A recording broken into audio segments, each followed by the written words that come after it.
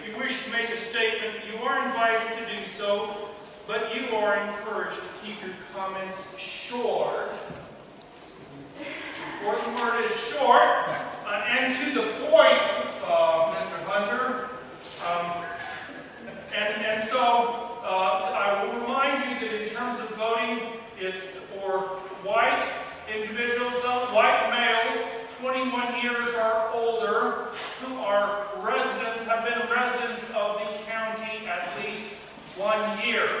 There's a total of 14 sites that they're conducting conducting this vote, and so we're here in the site for this election. So with that, I would like to open this voting and see if there's any gentlemen over here that would like to cast their vote. I will remind the other voters out here in the audience that the ordinance of secession is printed in the documentation that you received, and so I might point out to these gentlemen as well, sometimes it takes a little education for these voters here, that you're not voting to leave the Union, but what you are voting, if you vote for secession, is to take back your original agreement of the state, of the ordinance, or of the agreement of 1788,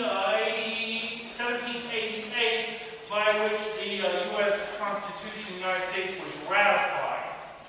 So with that, I'd like to ask for the first individual that would like to vote.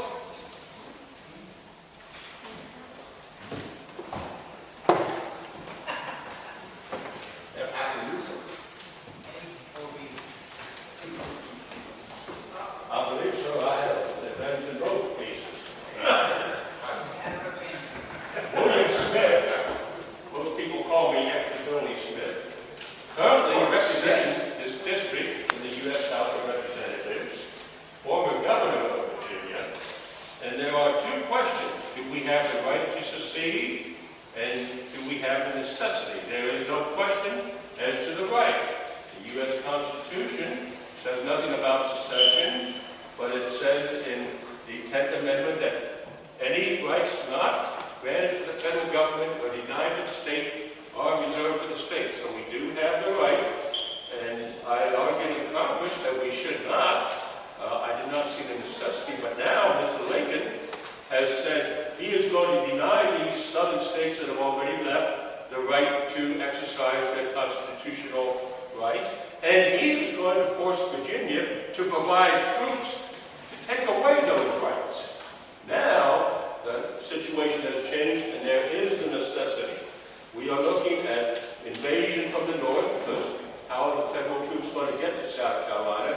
We are being told we must provide troops to deny these southern states of their constitutional rights.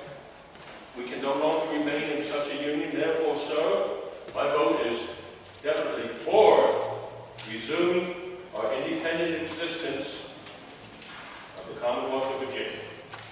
Thank you.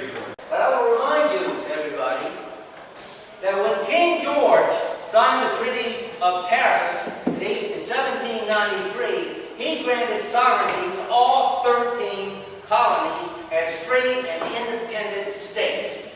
They had sovereignty then. Amen. They had sovereignty then. And when they gathered together to form a weak little federal government, they did not lose their sovereignty then, because they're now a state within the United States. And as has been referred to in the Constitution, there is absolutely nothing in there that says that once you come and join this union, you have to remain in